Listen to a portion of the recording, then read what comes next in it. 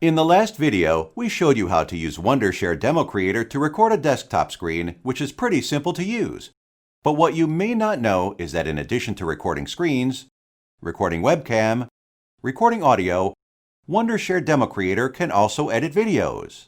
To edit a video with Wondershare DemoCreator, you just need to click Video Editor to get started.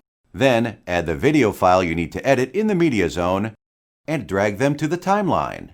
After that, you can trim video clips, resize videos, rotate video, crop video, or draw a border. What's more, you can also easily add text, annotations, cursor effects, and other elements to enhance the learning experience for your viewers.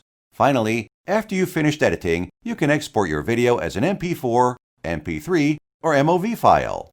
With these practice editing tools from Wondershare DemoCreator, you can make your PPT presentations, tutorials video more interesting and meaningful. If you found this tutorial helpful, please like this video and subscribe to our channel. Thanks for watching, and see you next time!